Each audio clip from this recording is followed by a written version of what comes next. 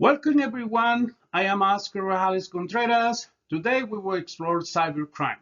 What is it, how it's evolved, and how the COVID-19 pandemic accelerated its growth. We also discuss why this matters to accounting professionals. Let's get started. Cybercrime refers to any criminal activity that targets or uses computers, networks, or digital devices from stealing money and data to identity fraud. The FBI IC3 receives thousands of complaints daily, and losses continues to climb year over year, making one of the largest financial threats worldwide. Here are the key numbers. Total U.S. losses reached $20.88 billion in 2025. Over 1 million complaints were filed.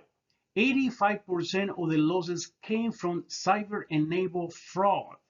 The average loss per complaint was over $20,000. And these are only reported figures. The true cost is likely much higher. These slides cover the 6 most common types of cybercrime. Phishing, spoofing uses deceptive emails or websites to steal sensitive data. Business emails compromise or beg, impersonate executive or vendors to trick finance teams into fraudulent wire transfer. Investment fraud lure investors with false information. Ransomware lacks systems until a ransom is paid. Identity theft steals personal data to commit fraud. Romance fraud exploits emotional relationships to manipulate victims into sending money. AI is transforming cybercrime. Traditional attacks rely on genetic phishing and manual social engineering. Now, AI generates flawless phishing emails, creates deepfake videos and voice clones, fabricates synthetic identity at scale, and automates personalized attacks targeting thousands simultaneously.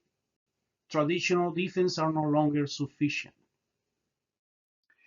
The pandemic was a turning point for cybercrimes.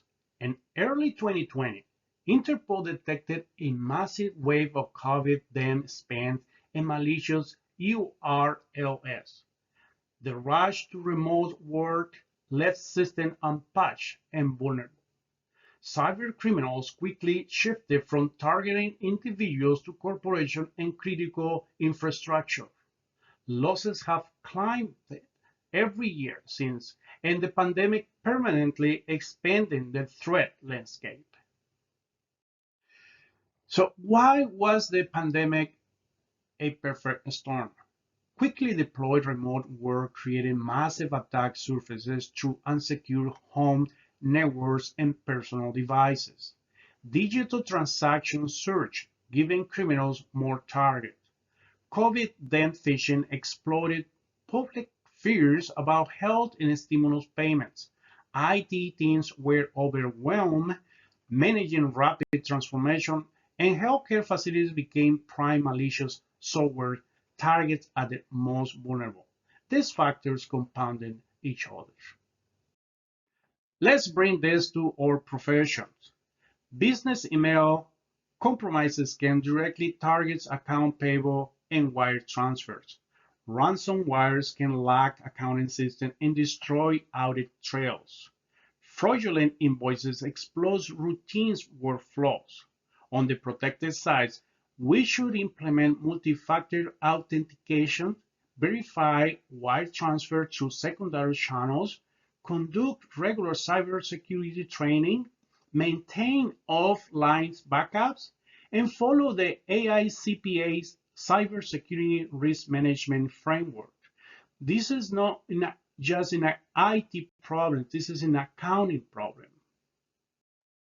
5 key takeaways. First, cybercrime losses surpassed $20 billion in 2025 and keep growing. Second, phishing, beg, and investment fraud disproportionately impact financial systems. Third, the pandemic permanently expanding the threat landscape. Fourth, AI-enabled attacks are the next frontier. And fifth, we as an accounting profession must integrate cybersecurity awareness into our practice to protect assets and maintain public trust.